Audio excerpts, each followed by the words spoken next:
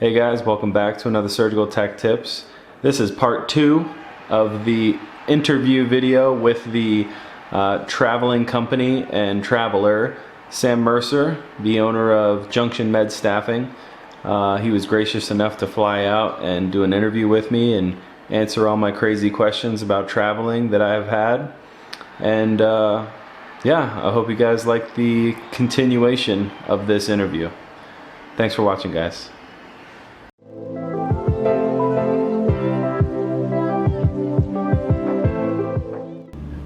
All right, so moving on, let's kind of touch on contracts in general and kind of take me through the process of how a contract is made. Yeah, so we get a hospital that says, oh, we have somebody going out on FMLA leave, like we were talking about earlier. Yeah. And we need somebody for 13 weeks. So they contact us and they let us know that this opening is coming about, and they'll need somebody in 6 weeks. And so we'll start recruiting on that job. We'll bring them several candidates that we think are really good qualified candidates. And so you'll reach out specifically to people you know. Exactly. Gotcha. And then we'll work with them getting their application together, skills checklist, calling references, all that good stuff. And then we'll submit them over to the nurse manager, who will do an interview with the candidate and give us a yay or nay, or even this just could be feedback. like over the phone or a video type interview. Exactly. Not necessarily like face to face. Exactly. You do not have to fly out to Las Vegas just to try for an interview. Yeah. So yeah, most of it's over the phone. Yeah, I did. Most of it's over the phone. They have started doing some stuff that's kind of like Skype. Yeah. That's really cool. A lot of those though, it's you're answering a standardized set of questions, and then you're in a video. They're asking you questions, and then you're being videoed. Huh. So it's not even like two people interacting. It's, really? It's just you and a.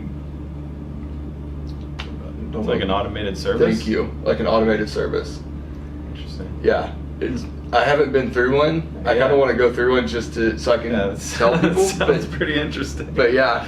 I don't know how well I would do interviewing with that. Yeah.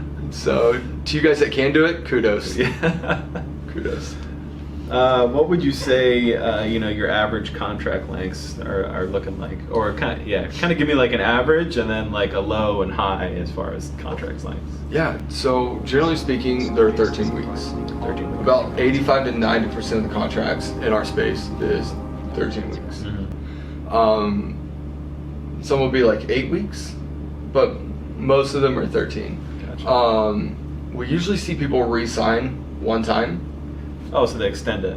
Exactly. Or what? Like another 13 weeks. Another 13. Okay. And then they'll go somewhere else. Yeah.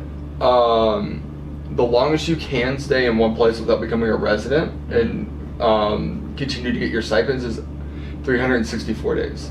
Oh, nice. And then after that, you lose your stipends. Just shy. Just shy of a year. When I was in West Texas, I was telling you about earlier, I stayed 364 days, and I went home. Really? Back to Kentucky. Yep. Wow. And then I moved back and got married. That's crazy. So yeah, just so that I didn't establish residency. At that time. Yeah. So it's not often you see it go 364 days a year. But it can. No. It's a possibility. It is. We've had 2 people do that. Really? Wow. Okay. Now, a question I've seen quite a bit on Facebook groups and stuff like that are in regards to contracts being terminated early.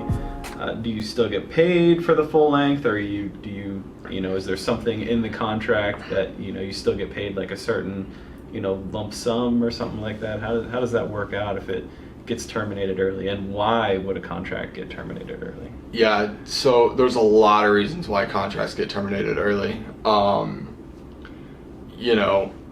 this is a really tough subject. I'll be really honest. This is Shane, hard-hitting questions. This is a really tough one. 80% of the time it comes down to us or the traveler, why they get canceled. Okay. Sometimes, usually, it's the facility or the people in the facility, but it's, you know, we as recruiters oversold, and not necessarily my company, so we oversold what you can do, you know, to a facility just to make the placement. Okay, so the experience of the person Exactly. taking the contract. Okay. Or the traveler oversold themselves, so then we're in turn overselling to the Gotcha. facility. You know, those are usually the big ones, and then you know, and then the people at the facility.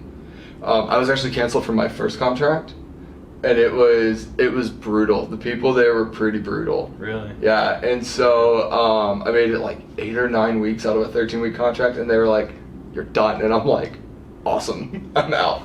Gosh. Cancellations do happen, guys. More seriously, that was my first contract, and it took me 3 or 4 days to find another one. Wow. So, if you have a great recruiter, they can make or break you, really and truly. My recruiter went to bat for me, and really helped me get my next contract, and it was really cool, you know, to see somebody. I talked to her those 3 nights. I talked to her in the afternoon. She was like, "What about this one? What about this one? What about this one?" You know, and you can tell. I'm sorry. Just trying to get you something. Yeah, just trying to give me something. And when stuff like that happens, guys, you have to be flexible, because you know, you may want a certain location or a certain amount of money, but every week that you don't work, you still have 2 weeks on top of that you're not going to get paid. Yeah. And then you go to weekly pay after that. And so being flexible is super key in our industry. Yeah. That's a good advice there. So, bottom of the line, contract gets terminated, that person is not paid. But if you have a great recruiter, they're going to find you something, you know, as quickly as possible Yes. to get you, you know, back into getting paid, basically. Yeah, exactly. And yeah, unfortunately, we can't just pay you for like not completing the contract. Yeah. You know, because then we're eating hundreds and thousands of dollars a week. Yeah. Because the contract got canceled and we're not getting reimbursed for it. Like, Yeah. we have expenses too, you know, and that's the hard thing. You know, a lot of people don't understand our side of it. Like, we carry $2 million, $4 million worth of insurance. Another one that's $1 million. You know, we have a lot of overhead and stuff like that too. But, you know, like you said, if we have great recruiters, or you have great recruiters, then they will find you something and you will not be without work very long. That's good. That's good to know. Now, in regards to a contract ending, whether, you know, it ends on time or it ends early, how long would you say like a normal amount of downtime would be between contracts? Do you see it where, you know, you're maybe 2 weeks out from a contract ending and you're already working with a recruiter, like working on the next contract, so you can kind of go like boom, boom, like one to the next with very little downtime? Or do you see a lot of downtime sometimes between contracts? Yeah, it really just depends. You know, we start working with our guys 4 to 6 weeks out. Oh, so, yeah. That way there is very little hiccup that can happen. Yeah. It still does happen, Yeah. but we try to mitigate that as much as possible. As far as time off, you know, a lot of our guys that re-sign at the same place, they'll take a week off in between. You know, if you have a family function or you just want some downtime, that's the best time to take time off. When it comes to getting a contract, if you're asking for a bunch of time off while you're supposed to be working, that can really hinder you in getting a contract, because, you know, like we were talking about earlier, you're there to fill in a role. You know, somebody's on FMLA, Absolutely. they're short-staffed, they need you there. And so, that's huge. That's major advice right there. You know, if you're a traveler, make sure you know, contract your time in between, or you know, your vacation time, or you time, me time, whatever you want to call it. Yep. Family time between, you know, those working contracts. That's totally understandable. Yep. And we'll have people that come in and they're like, "Sam, I want to take 2 weeks off, and I want it here, here, here, here, and here." And it's like 3 or 4 days at a time, and it's like, what do you need? Because this is going to hurt you from being able to get a contract, and we want to help you. Yeah. You know, Yeah. so we'll have those tough conversations with you. Like, if you really need those, we'll put it in there, but it could hurt you in getting the contracts that you want. Gotcha. Yeah, because a hospital that needs somebody, Yeah. 5 days a week, it's going to be hard Yep. hard bullet to bite if they're going to be gone, 2 weeks out of their contract. Exactly. Definitely. Exactly. And especially if they have multiple people, willing to fill a contract. Absolutely. So that's great advice. So lastly, in regards to contracts, what is some advice as far as setting up a contract would you have for somebody out there, especially like new travelers and stuff like that?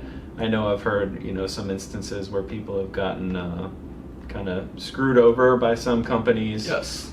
In regards to them working overtime, not being worded correctly in a contract, and they weren't actually getting paid overtime. They were just Yes. getting paid regular time, Mm-hmm. and the company was like pocketing a bunch of money or something. Like, I don't know what the deal was, but It happens. it does happen. It does happen. So there Yep. are companies out there that do. Yeah. Yep. That sucks. Yep. That sucks. Always have somebody that has traveled before look at your contract.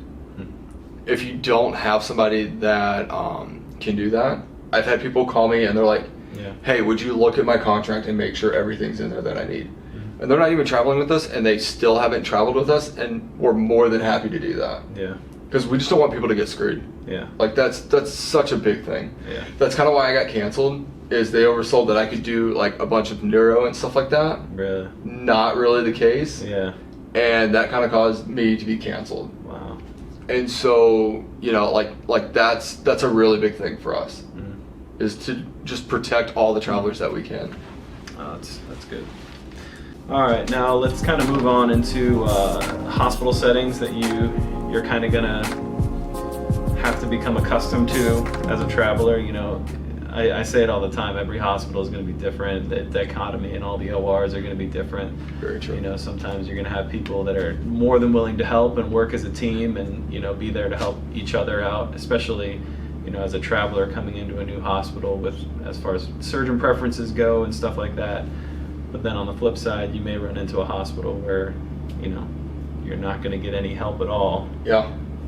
So what would you have as far as advice for somebody that kind of goes into either of those circumstances? Yeah. So, first things first, kind of what you were talking about. Mm-hmm. There's a lot of A-type people Yeah. in a really, really tight space, and we're together for a lot of hours in a day. Yeah. We're going to push on each other, and it's going to be the perm staff doesn't like the way you do something, or the travelers do something that the perm staff doesn't like, and we push on each other a lot. Mm-hmm. It's really interesting. In other professional settings, it would not be allowed. It would not be allowed at all. It would not be allowed. No. So, we're in a really cool industry. Like, I know I've said that word several times, but like, we really are. Yeah. Like, we're kind of allowed to be ourselves as long as it's kind of in check. Yeah. Which is really nice. But go above and beyond, and not just like at your job and what you're doing and stuff like that, but be extra friendly to the perm people. They're working without their buddies. They are having to adapt as well. And obviously us as the travelers, we're having to adapt a whole lot. But just remember that we're all there to help the patient and to do a job and do it really well. Yep. And so going out of your way to be like, hey, do you want to go grab a drink after lunch? Or after lunch. After we finish up this cabbage, we're gonna go get a drink. We'll be back in time for the next one. Yeah. Afterward, hey, do you want to go eat? Invite them to go do things. Don't just think that they're always gonna invite you, because they're not. Yeah. But Like, what's there fun to do out here? What do you guys do? What do you guys do on the weekend? Exactly. Like if there's a sports team around. Yeah. Oh, like, did you see so and so play on the weekend? Like, just work in the communication and topics to talk about, and they will warm up to you really, really fast. That's good. That's good. So, would you say, how accommodating are our hospital staff? Kind of on average, do you have you see a lot of issues arise, with some of your people in contracts. Do you get calls back from hospitals as far as like, how a person is doing? Yeah. For the most part, have you heard of the 80-20 rule? 80% of the time, 20%. 80% of the time, things go really well, and then 20% of the time, we got to figure some stuff out. Yeah. So it's pretty close to that. 80% of the time, everything is pretty freaking smooth. Yeah. And then 20% of the other time, like, we push on each other. We get some calls. Yeah. When you called me, I was dealing with one of those calls earlier. When you were coming up here, I was like, I can't answer at all. Yeah. And so, it was actually one of our travelers that's on staff that was telling me something about another traveler that's there. And really? So, wow. just fielding 2 or 3 different things, and making sure like we have all the facts so that we can help everyone be successful, make sure that they can complete their contract, make sure that they have a great time while they're on contract, all those things. So I would say 80% of the time though, it goes pretty smooth. Cool. All right, now we're kind of getting close to wrapping up this video. Are there any red flags you should be alarmed about kind of when you're looking into, a contract or a potential contract, would you say? Good question. Really good question. Yeah. One of the ones that we see a lot of the time is other companies saying, well, yeah, that's what we agreed on. But then you get the contract and it's not in the contract. You need everything in the contract. If it doesn't say it, it doesn't exist. That's probably my biggest thing. We had somebody, they were like, the facility said I can work Monday, Tuesday, Wednesday, Thursday, 10-hour shifts, and then when they got there, they moved them straight to 5/8. Oh, wow. And they sent us over a contract that said 40 hours a week. But they agreed on it in the interview. They're like, yeah, it's fine. And the traveler's like, yeah, it's fine. That's what you told me in the interview. It's fine. Yeah. And we were like, okay, cool. So, it wasn't written down. But it wasn't written down. Not even on our side. And 80% of the time, we've done a lot of deals like that, Yeah. It's like, hey, like this is what they said was going to happen, so we just went by it. Yeah. And that was one of those times it did not work out. So golden rule: always get it in writing. Always get it in writing. And remember, we're human too. Like that's key. Like we screw up too. Yeah. And we'll do anything we can to fix it. But just know, like, a lot of people can be really hard on their recruiters. Because it's like who they have to vent to. Yeah. Like, oh, my day didn't go well. Yeah. And we're the ones that put you there. Yeah. Yeah. And so, but just remember that we're human too, and we do make mistakes. Gotcha. Yeah. All right, now, kind of like any final advice for somebody looking into to traveling, I guess. Do you think there's always going to be a need for travelers? Obviously, right? Because you said people go on FMLA or they're having a baby or surgery. Maybe somebody's having surgery and they're going to be out for 6, 7, 8 weeks or something like that. Definitely. Yeah. I do. I really do. What is the statistic?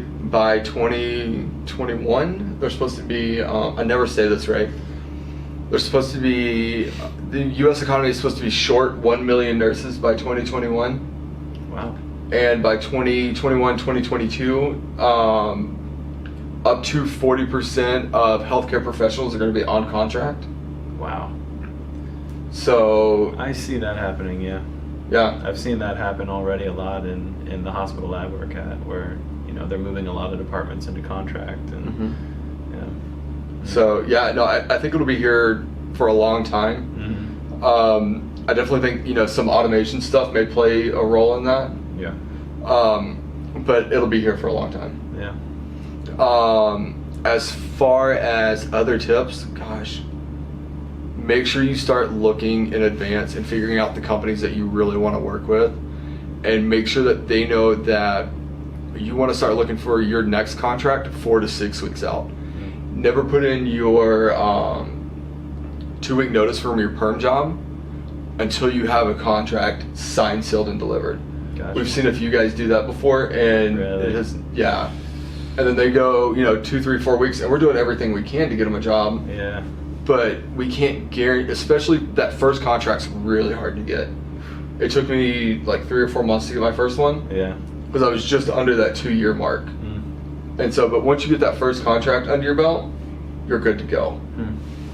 Those are probably the biggest ones. Gotcha. Just getting through the first. Yep, just kidding. All right, I think that is it. I've gone through all of my questions that I've written, and you know, questions that I've gotten from you guys. Thank you, Sam, for coming out here and doing this. Absolutely. Huge. I mean, the guy flew out here just to interview for you guys. So, you know, Junction Med Staffing, he's always available through his Facebook group. He's got a Facebook group actually called Traveling Surgical Tech Tips on Facebook. I'm a member on there just because I like to keep, you know, an ear out to what's going on out there in the world as far as, you know, surgical technology and, you know, traveling and nursing traveling, stuff like that. And I think it's a great group to, you know, really get some good information on traveling. And, you know, there's a lot of travelers that are a part of that group as well as recruiters. So you can always ask a question if you have a question on there and just post it up, and I'm sure somebody would answer it. Definitely. So definitely. It's pretty great. And yeah, I think that's it. So I'll see you guys in the next video. Thanks guys. Bye.